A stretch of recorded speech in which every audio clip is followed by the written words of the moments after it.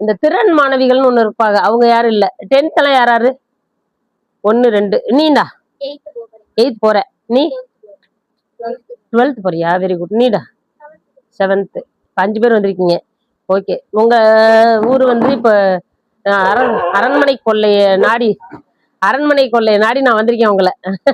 பேரண்டோட பார்க்கணும். எல்லாருக்கும் பேரண்ட் வந்திருக்கீங்களா? யாரு இவங்க பேரண்ட்டுங்க? ஓகே. இவங்க நீங்க. ஓகே. உங்களுக்குடா? உங்களுக்கு வரலையா? ஓகே. அதனால நீங்க அந்த பொண்ணு இன்னொரு பொண்ணு வர்றாளா? வர வச்சிருங்க. சரி. இப்போ உங்களுக்கு உங்களை வந்து பாக்குறேன் லீவ்ல. என்னடா லீவ்லயும் வந்து பார்த்து நம்மளை போட்டு பாடப்படுத்துறாங்களே. ஆமாவா? ஆமாவா? நான் கிட்டத்தட்ட நிறைய ஏரியாவுக்கு போய் இவ்வளவு மாணவிகளை பார்த்துக்கிட்டு இருக்கேன். எல்லாத்தையும் இந்தா இவ்வளவு பார்த்து வந்துருக்கேன். ஒவ்வொருத்தரையும் பார்த்துக்கிட்டு வந்துகிட்டு இருக்கேன்.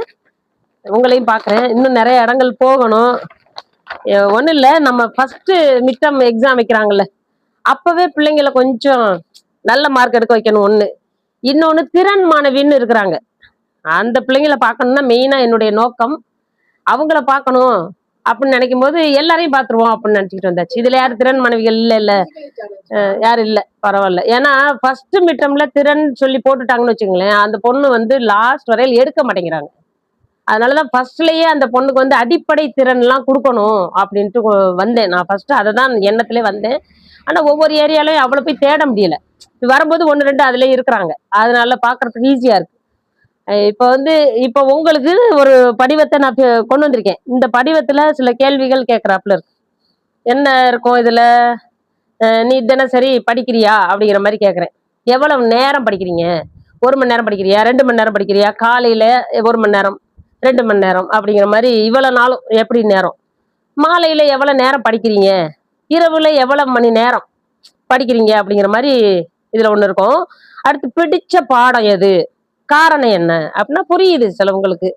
சிலது பிடிக்காதது, சிரமமா இருக்கிற பாடம் என்னன்னு கேட்டிருக்கேன். ஒரு பாடம். ஏன்னா எல்லாருக்குமே 5 பாடம், 11th பாத்தீங்கன்னா 6 பாடம் இருக்கு. என் காலகட்டத்தில் நான் படிக்கும் போதே ஒண்ணு புரியாம தான் இருக்கும். அதை எப்படி நம்ம புரிஞ்சு படிக்கணும் அப்படிங்கிற மாதிரி சொல்லுவோம். அடுத்து பார்த்தா, விடுமுறை காலங்கள்ல தனியா படிக்கிறீங்களா, பேரண்டோட படிக்கிறீங்களா, அப்படி ஒரு கேள்வி கேட்கிறேன். ஃப்ரெண்டா இருக்கீங்களா, ஒரு இடத்துல சேர்ந்து படிக்கலாம், அப்படி கேட்குற மாதிரி ஒரு கேள்வி இருக்கும். அடுத்து வந்து, கதை புத்தகம் படிக்கிறீங்க இல்ல, கதை புத்தகம், அறிவியல் சார்ந்த கதை புத்தகம் இப்படிலாம் படிக்கணும். ஏன் படிக்கணும்னா அப்பதான் உங்களுக்கு